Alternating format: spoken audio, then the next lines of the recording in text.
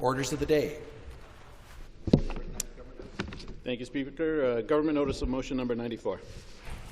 Government Notice of Motion number 94. Mr. Phillips. Recognize Finance.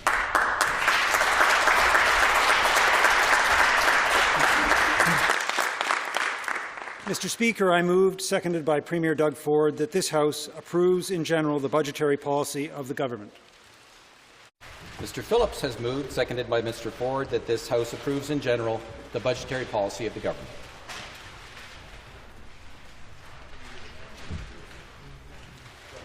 And I recognize the Minister of Finance. Thank you.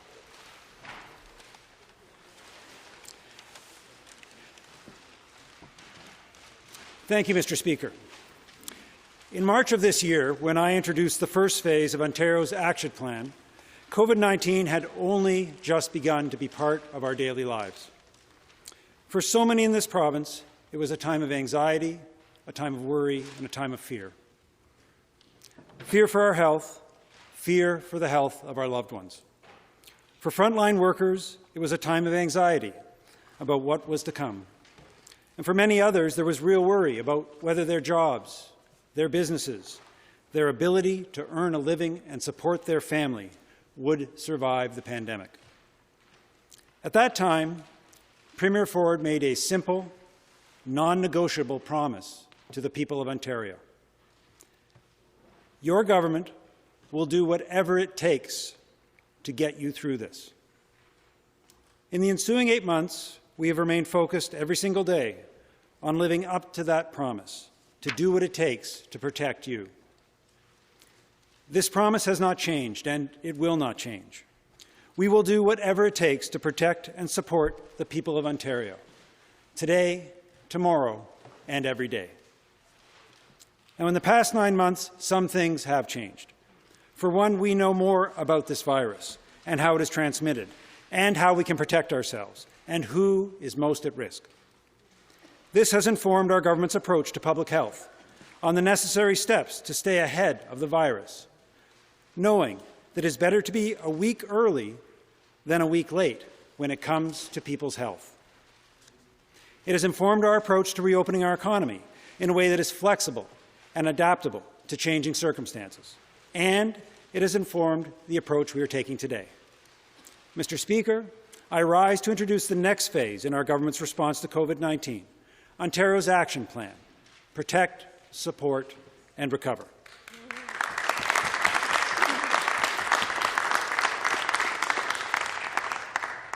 It is a 3-year budget that builds on our $30 billion initial response.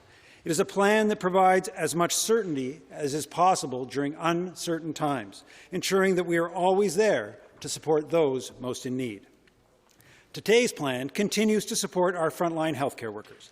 It continues to support those hardest hit by COVID-19, and it provides relief for families, workers, businesses and communities while laying the groundwork for our economy's recovery. Mr. Speaker, this is not the first very difficult time that our province or our country has faced. Next week, we mark Remembrance Day. We will pause to remember our Canadian heroes.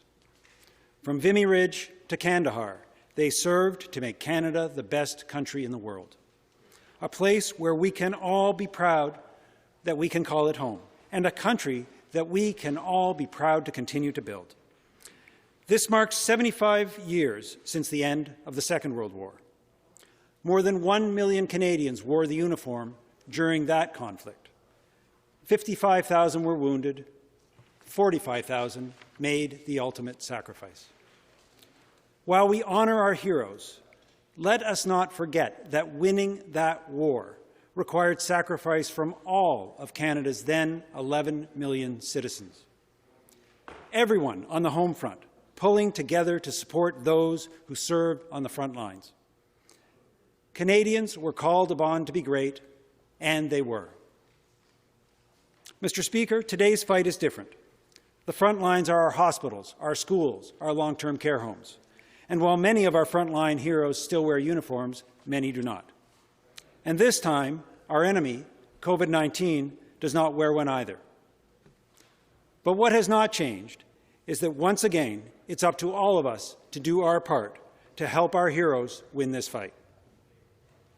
And, Mr. Speaker, for all of the challenges the virus has caused, it has also exposed the greatness of the people of Ontario. People like Cecilia, a PSW in Timmins, who compassionately cares for her patients day and night. And Walter, a school custodian in Etobicoke. He stays late every single day to make sure that his school is clean for his students. And Katrina, an ICU nurse in North York, and devoted mom of three, who provides exceptional care to patients in their greatest hour of need. Mr. Speaker, there are millions of people across Ontario, like Cecilia, Walter, and Katrina, who contribute every day to our fight against COVID-19. And on behalf of our Premier and this entire chamber, today I want to say thank you.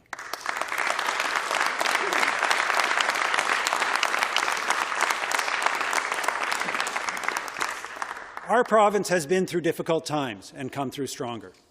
In the past 9 months, our collective strength has been tested. We know that COVID-19 is unrelenting.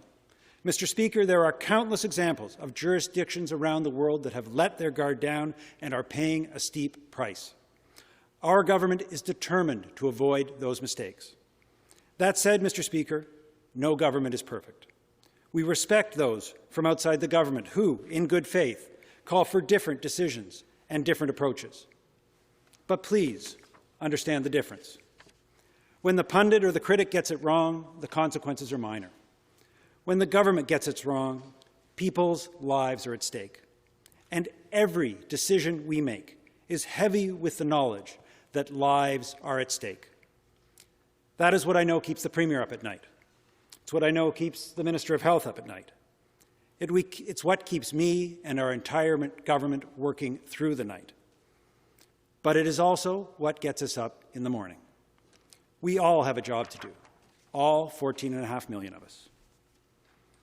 On March 25th, I introduced Ontario's action plan responding to COVID-19, the first phase of our response to the global pandemic, which was ultimately $30 billion, including $7.7 billion for frontline healthcare, $11 billion in direct support for people and jobs, $11.3 billion in relief measures for individuals, businesses that would improve their cash flow.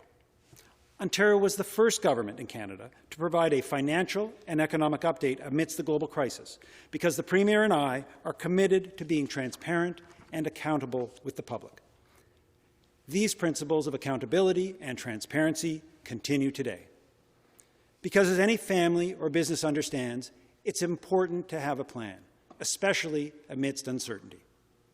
Our initial $30 billion response to COVID-19 has funded extended testing capacity. It's invested in domestic PPE manufacture and delivered support for people, businesses, and communities.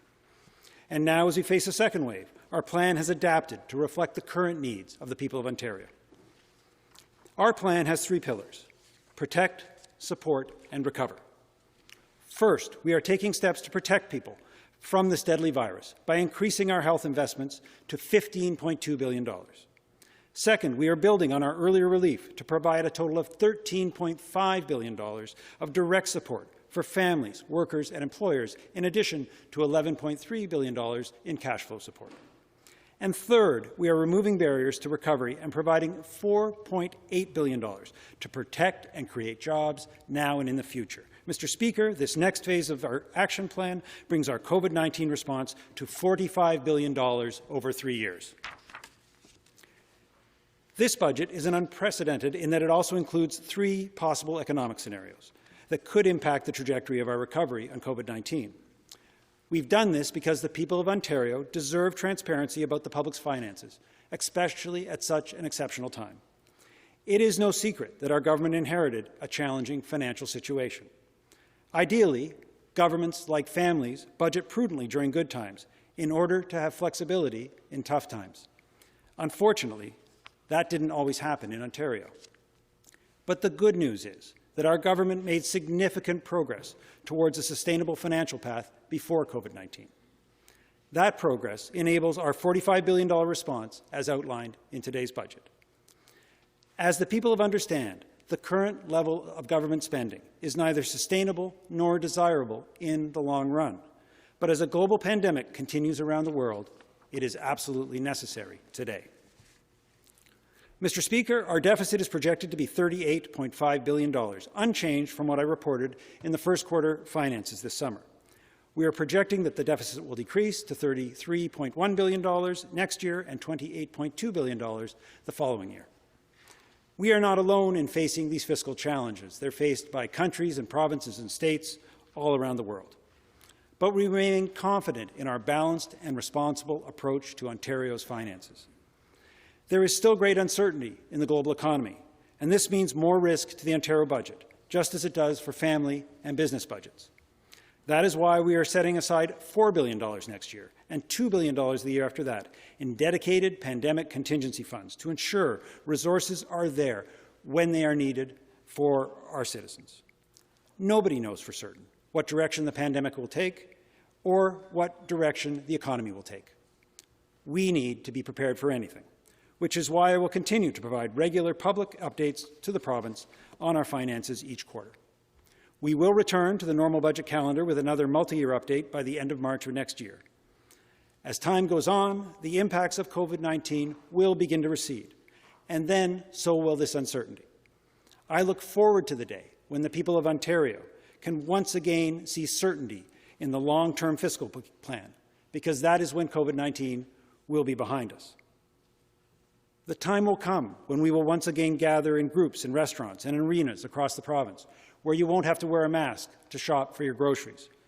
But until then, Mr. Speaker, we are asking the people of Ontario to remain prudent and vigilant, and their government will do the same. Mr. Speaker, protect is the first pillar of our plan. It represents our most fundamental responsibility. The people of Ontario have done and are doing their part by following public health advice. And we, as a government, are doing ours. We are spending a total of $8.3 billion this year to support our frontline healthcare heroes and protect people from COVID-19. This includes supporting 141 hospitals and healthcare facilities, 626 long-term care homes. Mr. Speaker, COVID-19 has added extraordinary costs to hospital budgets. So I am today announcing an additional $572 million to ensure Ontario hospitals have the necessary resources to provide the care that is needed. That means in total, hospitals will receive $2.5 billion more than last year. Since March, we've been working with our hospital partners and added 3,100 hospital beds to ensure the communities are ready for every scenario. Ontario has built the most robust testing network in the country, which includes 161 assessment centres, 170 participating pharmacies, and 40 community-based mobile testing units. We are leading the country with over 5.3 million tests done since March. Over the last 8 months, our testing capacities have increased tenfold, thanks to our incredible healthcare workers and lab technicians who have not stopped since the pandemic started. Mr. Speaker, the Premier has led the charge, calling for the federal government to approve rapid tests so that people can get their results quicker. Progress has been made. 110 PCR-based rapid test analyzers have been shipped to us and will be in use within a few days. Antigen-based tests are now ramping up and will be in use soon. This is good news because rapid testing needs to be deployed in Ontario and in Canada as soon as possible. These new rapid tests will be deployed next week in some of our highest need and remote communities. Since March, we've purchased $1.1 billion in personal protective equipment to protect our frontline heroes and make sure they can do their essential work safely. That's 300 million masks, 900 million gloves, 50 million gowns, 6 million face shields. Our Ontario manufacturing workers are the best in the world, showing their incredible Ontario spirit. They have retooled to make critical medical supplies available during global shortages. Thanks to partnerships with industry, supported by our Ontario Together Fund, manufacturers now produce masks, gloves, gowns, hand sanitizers, and sanitizing wipes right here at home. Thanks to strategic investments by the Ontario and federal governments, we will soon be mass-producing N95 respirators and vital ventilators for Canada and the world. Now, just as Ontario has the best manufacturers in the world, we also have some of the best researchers. We've invested in Ontario scientists, racing to find treatments and cures for COVID-19. And we are building on that. Today, as part of our commitment to protect people and the environment, we are investing $37 million to protect our community's water supply. This includes $12 million to detect COVID-19 in wastewater. This innovation will help detect outbreaks early, ensuring public health measures can be timely and targeted. Ontario is investing $25.5 million to protect our agri-food supply chain by supporting this crucial sector's work to supply safe, high-quality, locally produced food. COVID-19 has affected our mental health as well as our physical health. Our government's historic $3.8 billion investment in mental health includes $176 million this year to help expand critical mental health services vital during the COVID-19 pandemic. In September, we introduced our $2.8 billion plan for the second wave, which includes $1.4 billion for more testing and contact tracing, $70 million for the largest flu shot campaign in Canada's history, $284 million to clear the backlog COVID-19 created in our hospitals. This will ensure that 60,000 essential surgeries can happen. We are also protecting our most vulnerable. Today, we are announcing $30 million of support for group homes, women's shelters, children's aid societies, and other organizations to continue infection control. And today, we are also launching a new victim support grant to support partnerships between police services, community groups, and others who will fill the gaps for victims of domestic violence. Mr. Speaker, I know that I speak for everyone in this legislature when I say that the lost lives here in Ontario in our long-term care homes and around the world remain the darkest chapter of the COVID-19 pandemic. In July, our government appointed a commission of inquiry left by Associate Chief Justice Frank Morocco to provide answers for families, lessons we can learn, and solutions to ensure that such a tragedy never happens again. But just as the second wave is not waiting, Mr. Speaker, neither are we. We know there are steps that need to be taken right now to strengthen the long-term care system in our province. Years of inaction by governments of all stripes have led to an unacceptable situation, including bed shortages and staffing challenges. Between 2011 and 2018, just 611 beds were built in this province when tens of thousands were needed. These challenges are not simple to solve, but our government is determined to act. Since the beginning of the pandemic, we have made close to $800 million available to protect our loved ones in long-term care. And when we announced this week that we will make Ontario the leader among Canadian provinces in terms of the quality of care for our loved ones. Our government is investing $1.7 billion to build more beds and upgrade existing ones, part of an investment that will create 30,000 new beds. We are moving forward with the Campus of Care model, a pilot that will see new, modern, long-term care beds built in months, not in years. The Campus of Care pilot will add 1,280 beds in Mississauga, Ajax, and Toronto by 2022. But, Mr. Speaker, it is not just about the quantity of beds. The quality of care is even more important. That is why we are committing to an average of 4 hours of direct care for each day for our loved ones. Ontario is the first province in Canada to take this important step. The challenges of finally fixing our long-term care system are complex and will require partnerships with labour, homes, and training providers to recruit and train tens of thousands of new staff over the next 4 years.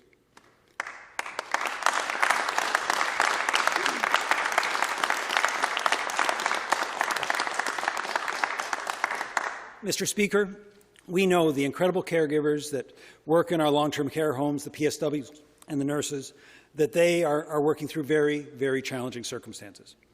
Our entire province is stepping up behind them. And, Mr. Speaker, as COVID-19 continues to threaten our health, we will continue to protect the people of Ontario. Mr. Speaker, support is the second pillar of our plan. COVID-19 has brought severe challenges and economic difficulties for families and communities across Ontario. Since the beginning, we have promised to be there to help those struggling the most, and today we are expanding that support. This starts with giving back to all of the seniors who have built this province.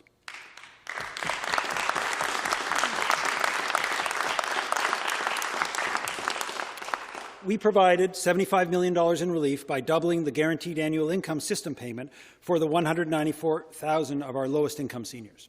We allocated $16 million to the Ontario Community Support Program that helped deliver 230,000 meals and other essentials to low-income seniors and people with disabilities. We will extend this program in 2021 so deliveries can continue to homes, particularly during the winter months.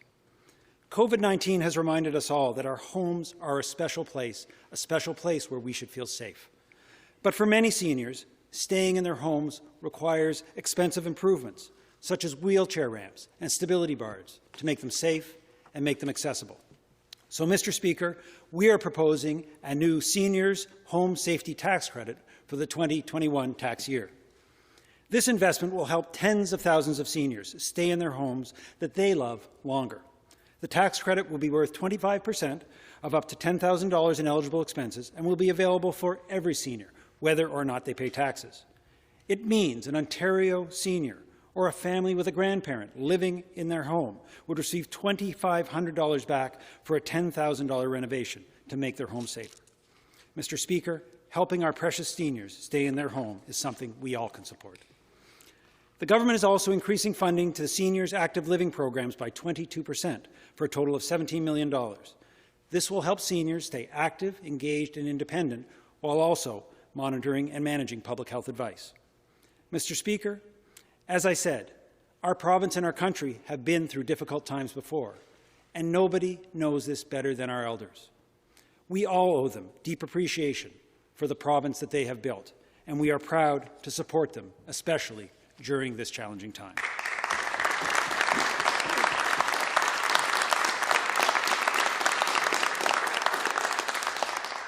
Mr. Speaker, parents also need support. Whether kids are attending school online, in person, or a mix of both, every parent in Ontario is feeling the strain of COVID-19. As part of our commitment to keep students safe, we made available $1.3 billion of support in our safe reopening of schools, the most robust and comprehensive plan in the entire country.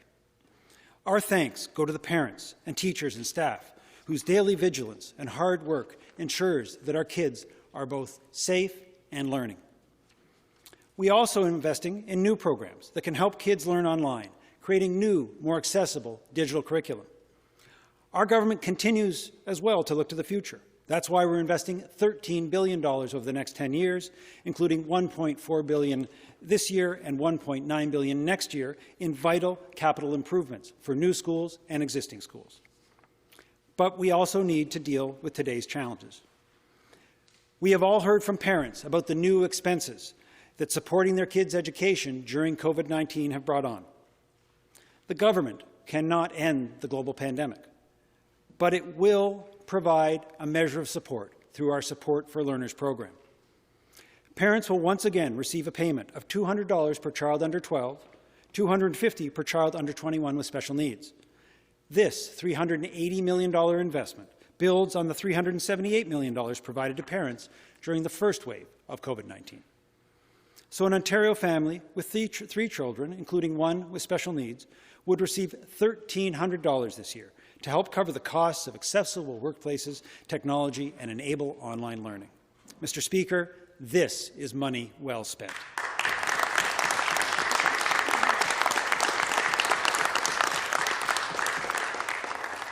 Mr. Speaker, like many in the province, I have been reflecting on the important conversations that have been happening in communities about anti-Black racism. Ontario is a place where every person deserves respect and the opportunity to be all that they can be. Unfortunately, systemic racism and other forms of hate still get in the way, and that is simply unacceptable. In many cases, COVID-19 has exacerbated existing inequities. Important work is already underway to address these issues. One example is the Black Youth Action Plan. Today, I am proud to announce that our government is doubling the base funding of the Black Youth Action Plan, providing an additional $60 million over the next 3 years.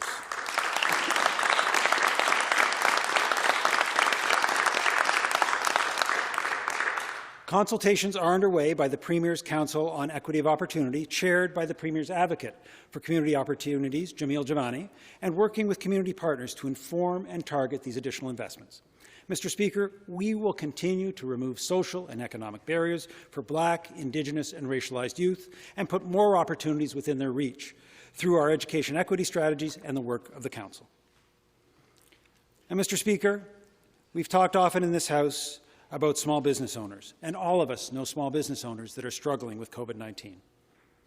We see the anxiety in their eyes when they're getting a haircut or when we stop by our favorite restaurant. These anchors of our community employ our neighbours, our friends, and our family. COVID-19 has hit them hard. But in Ontario, they have responded with resolve and resilience that has been nothing short of heroic. They have adapted and provided a safe experience for their employees and for their customers. And we have worked with our partners at the federal and municipal levels to support these job creators. We've made available $300 million to assist businesses with fixed costs, including property taxes and energy bills. That money will begin to flow this month. We've provided $60 million in one-time grants of up to $1,000 of PPE for business. We've invested $57 million with the federal government in the Digital Main Street program that has already helped 23,000 businesses build an online presence. We will continue a critical source of revenue by allowing restaurants to permanently sell alcohol along with their food delivery orders. We've partnered with the federal government to support 64,000 small businesses with $960 million of rent assistance for the first 6 months of the pandemic. Now, at the time, we and many others expressed concerns about that rent program, how it was structured, and the fact that it was dealing with landlords and not with tenants. Mr. Speaker, I'm very glad to see the legislation for the new program introduced in the Federal House, and I call upon all federal parties to work together to see that it is passed and implemented quickly. Ontario's action plan, Protect, Support and Recover, is going further for those who need it. And few need it more than our hard-hit tourism operators. We expect that travelling within Ontario will be safer soon than travelling beyond our borders, which is great, because as a tourist, Ontario has something for everyone. Right here in Ontario, you can go on a world-class wine tour, visit exceptional exhibits, go hunting, fishing, camping, skating, skiing, snowmobiling. Ontario has some of the best cultural attractions in the world. All of us can support our tourism operators by making 2021 the year of the Ontario staycation, and we will help out as our government provides Ontario residents with a 20% tax credit for tourism expenses.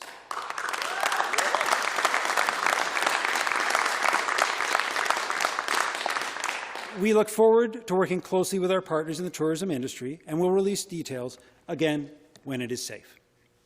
COVID-19 has been a challenge for many organizations that make up the fabric of our communities. Today, we are launching the $100 million Community Building Fund that will support tourism, culture, and sport organizations that are facing significant pressures due to the pandemic. Funding will be available through the Ontario Trillium Foundation and will help organizations like museums, theatres, fairs, and cultural institutions sustain operations in the short term, while helping municipalities, nonprofit sports, and recreation organizations invest for the long term. We are also investing $26 million to support the upgrade of Ontario's parks and expand and protect Ontario's green spaces in partnership with groups like the Nature Conservancy of Canada. Ontario is also providing one-time funding of $25 million for Ontario's arts institutions to help cover operating losses during COVID-19. We are supporting our province's outstanding agriculture and horticulture societies with more funding this year to help cover losses from fall fair cancellations and other events that are so important to our rural communities. And we have also established the COVID-19 Relief Fund for Francophone nonprofits to ensure these vital organizations continue contributing to Ontario's vibrant French-speaking communities. Mr. Speaker, as COVID-19 continues to create challenges, we will continue to be there to support Ontario.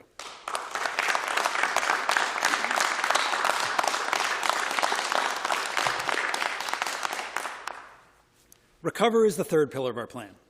It is about direct actions and help that we will get to people today, but will also be providing hope for tomorrow. As we deal with the day-to-day anxiety and impacts of COVID-19, it may seem ambitious to some to start to talk about recovery. But someday, hopefully soon, COVID-19 will fade, and every government in the world will be focused on recovering from the economic crisis that the pandemic has caused. For Ontario to recover, we need strong, sustained economic growth. We cannot expect our economy just to bounce back, and we cannot expect lost jobs to return on their own. We need to start working on the recovery now. There are long-standing structural barriers that we all know, without action, will prevent the growth necessary for job recovery and economic recovery. They existed before COVID-19, but what was a strong headwind for job creators before will become a hurricane in the post-COVID world. Failing to act today will cost the people of Ontario tomorrow. So we are not waiting to act. We are protecting, creating jobs now and in the future. With a plan that trains workers, a plan that addresses job-killing electricity prices and regulation, a plan that reduces taxes on job, and a plan to connect every home, business, and farm in Ontario to broadband.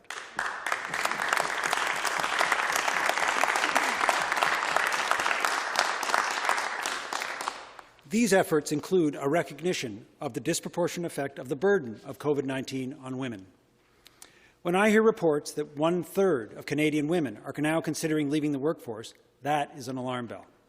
That is why we created 16,000 licensed childcare positions this year, a 4% increase. But more is needed, and we remain committed to our promise to create 30,000 licensed childcare positions. We have also provided families with the CARE tax credit to help cover the cost of childcare. Families can receive 75% of their childcare expenses, or up to $6,000 per child. It is indisputable that childcare challenges brought on by the pandemic have disproportionately impacted women, and that many of the heavily impacted sectors, such as hospitality and tourism, employ a high percentage of female workers. Now is the time to invest in retraining our workers so that they are ready to contribute to the recovery of our province. Our government is investing an additional $181 million in employment services training to connect workers in industries most affected and put them into touch with the industries that have skill shortages. This includes $100 million through Employment Ontario Skills Training. It also includes $60 million to help support workers acquire in-demand skills rapidly to support faster transitions to new jobs. We are also launching an unprecedented skilled trade strategy, breaking stigma, simplifying the system, and encouraging employer participation in training and apprenticeships. Taken together, these initiatives will help job seekers, particularly those hardest hit by COVID-19, to get the skills they need. Now, the economic impacts of COVID-19 have played out in many ways, but many of them similar around the globe. But the mess that we inherited in the electricity system in our province is Ontario's alone. Time and again, we've heard employers consider Ontario as a place to locate or expand their business, but then decide to go elsewhere because the province's electricity costs were just too high. Like Northern Cables in Brockville, who faced a higher cost of business because of Ontario electricity prices against the competitors they had south of the border. Or Gardeau Steel, a major employer in Whitby, in an industry that requires significant electricity. Mr. Speaker, we are fixing this with our competitive plan to reduce job-killing electricity prices. The problem is the result of unnecessary contracts signed by the previous government as part of the Green Energy Act for electricity Ontario does not need and at prices that we could not afford. A small number of people did very well from these contracts, Mr. Speaker, but the rest of us are left paying the bill. For example, the price of electricity for commercial businesses increased by 118% between 2008 and 2019. That's 5 times the rate of inflation, Mr. Speaker, and that is just too much. Employers, big and small, have told us that despite all Ontario has to offer, it simply does not make sense for them to come here and expand their operations because the cost of electricity is so much higher than in competing jurisdictions. That means lost jobs and lost opportunities for people across this province. We repealed the Green Energy Act, Mr. Speaker, in order to stop the abuses. But we know that's not enough, especially now that high electricity prices threaten the economic recovery. And that is why we're announcing our plan to responsibly wind down these high-cost contracts once and for all.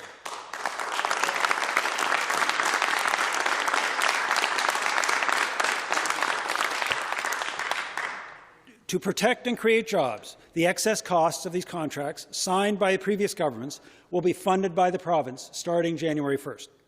Removing these costs from electricity bills will save industrial and commercial employers 14% and 16% respectively. For a mine in Northern Ontario, this means a savings of $270,000 a month or $3.2 million a year.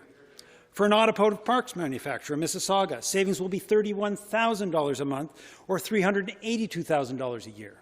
For a small gym in Grimsby, this is a savings of $800 a month or nearly $10,000 a year. As a result of our comprehensive plan, Ontario will go from being one of the least competitive jurisdictions with the cost of electricity to one of the most competitive.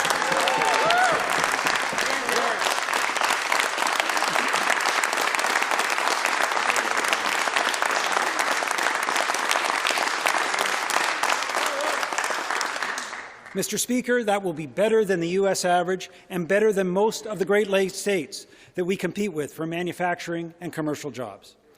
Paired with Ontario's clean energy advantage, this gives our province a significant leg up and will lead to more jobs, growth, and economic recovery. The cost of these contracts will decline over time, beginning at $1.3 billion over the next 3 years, and costing the province less over time until the last contract expires in 2040. It is unfortunate, Mr. Speaker, that the previous government left Ontario in this situation. But we cannot undo the past. We must move forward, and we must support our job creators.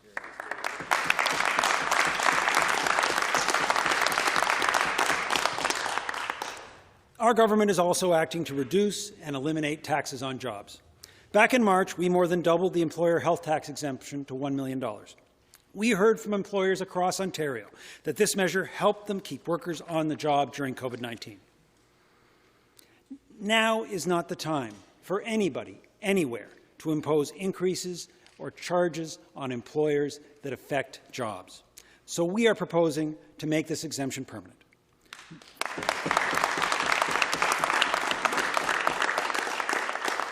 That means an additional 30,000 Ontario small and medium-sized employers will no longer pay this tax. But, Mr. Speaker, that is just a start. Mr. Speaker, the budget consultations this year look very different, with social distancing and Zoom meetings, but you know, the people of Ontario came forward with fantastic ideas. I should mention I am grateful to the Standing Committee on Finance and Economic Affairs from all parties who participated and contributed to the important work of consultation at this critical time.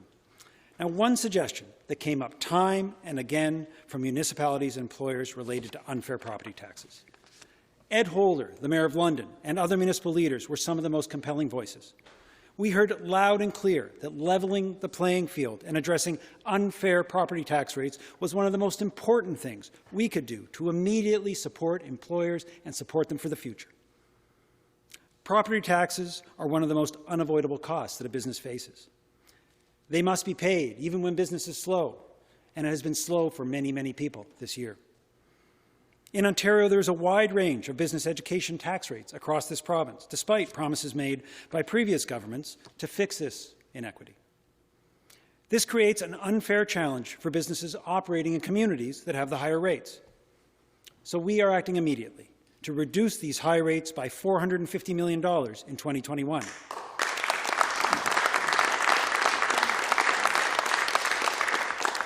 Rates will be reduced to 0.88%. For many employers, this will represent a 30% reduction. Mr. Speaker, it means for a small employer, like a boutique hotel in London, they will save $44,000 annually. That's significant savings, especially when you consider that that's money competitors in other parts of Ontario are not paying. Over 200,000 businesses, or 94% of properties in Ontario, are going to benefit starting January 1st.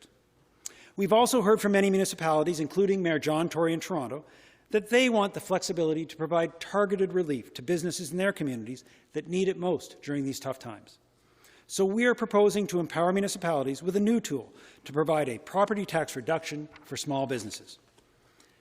Ontario will match these municipal property tax deductions and further reduce taxes on jobs. Taken together, let's consider the impact of this on businesses in your communities. Consider a typical Toronto bakery. If the municipality decides on a 30% discount, They would receive $5,000 in municipal tax relief and $4,000 in relief from the province, $9,000. Combined with the $1,500 in our business property tax reduction, that bakery owner would receive a total of $10,500 in property tax in 2021. As any business owner will tell you, that could be the difference between being able to grow and having to close your doors. Once again, Mr. Speaker, this is help now, and this is help for the future.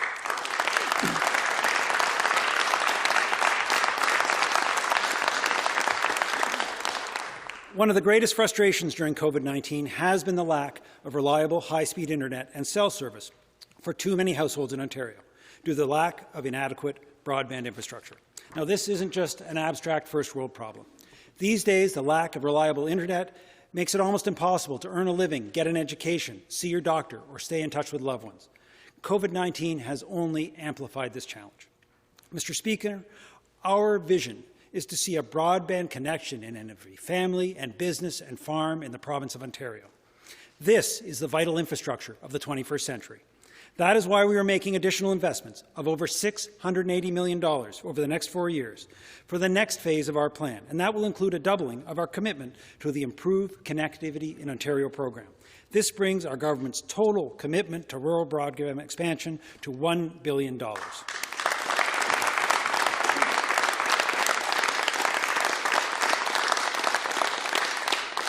Now, working with partners in the private sector and other levels of government, Mr. Speaker, this investment will be leveraged many, many times.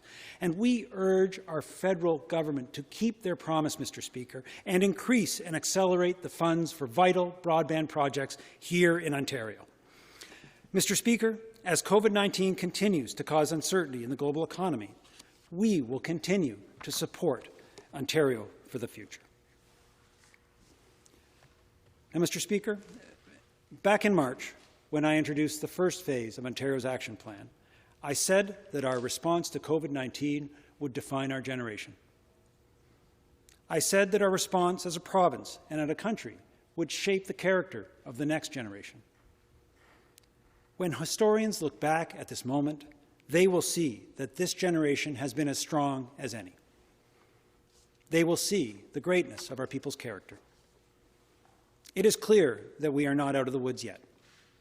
But as I said before, we have been through difficult times before, and we have come through stronger. And it's not just students of history that realize this. The people of Ontario already know it. Never in my life have I heard so many people say how happy they are to be Canadian. We have not let the virus divide us. We care for each other. We respect each other, even when we sometimes disagree with each other. Our civil society, that is our great strength.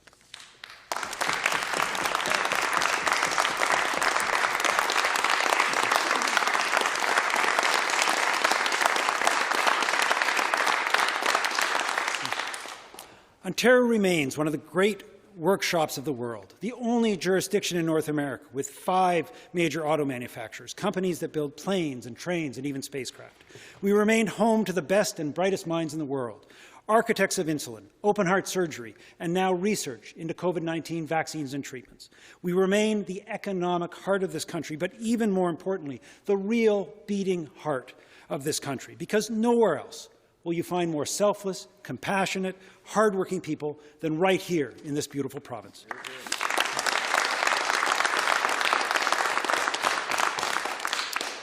Mr. Speaker, it is the greatest honour of my life to represent the people of my community of Ajax here in this legislature. A community where, like in much of the GTA, half of its citizens are born outside of Canada. They came here not just to benefit from living in the best country in the world, but to make a real difference, to contribute. People like my friend Selva, who left Jaffna in Sri Lanka in the 1980s during that country's civil war. Like Bogus and Bazard, who escaped the Syrian civil war and came to Canada in 2012. And like Anand, a doctor who served in Liberia during that country's Ebola pandemic in 2014 and then settled in Canada after serving in that epidemic. When we reflect on the challenges the people of Ontario, the people of our province have been through, It is no wonder the Ontario spirit is so strong. On the eve of Remembrance Day, let us never forget that the people of Ontario have been through challenging times before, and they have come out the other side stronger. And your government will continue to be there for you and your family as we do that again. As the Premier reminds us, like clockwork at 1 p.m. every day, we have your back, and we always will. Today is neither the first step or the last step, but it is an important step in our fight against COVID-19. Together, we will face whatever lies ahead. We will protect and support each other. We will beat COVID-19, and together, we will recover and prosper. Thank you, Mr. Speaker.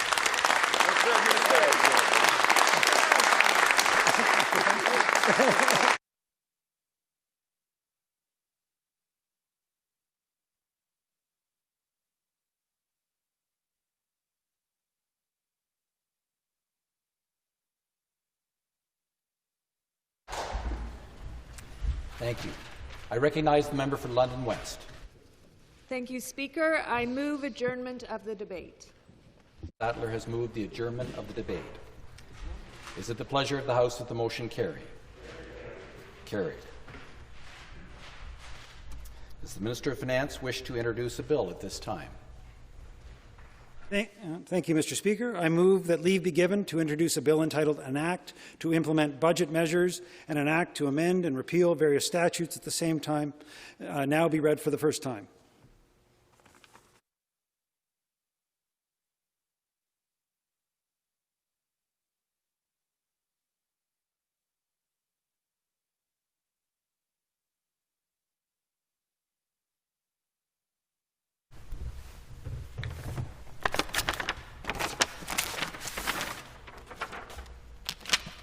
Mr. Phillips has moved that leave be given to introduce a bill entitled An Act to Implement Budget Measures and to enact, amend and repeal various statutes, and that it now be read for the first time. Is it the pleasure of the House that the motion carry? Carried. This is a bill entitled An Act to Implement Budget Measures to enact, amend and repeal various statutes. First reading of the bill, première lecture du projet de loi. Does the Minister care to briefly explain his bill? I think we've done that, Mr. Speaker. Thank you. Government House Leader? Thank you, Mr. Speaker. I would move the adjournment of the House. Government House Leader is moving a motion to adjourn the House. Is it the pleasure of the House that the motion carry? Carried. This House stands adjourned until Monday, November the 16th at 9 a.m.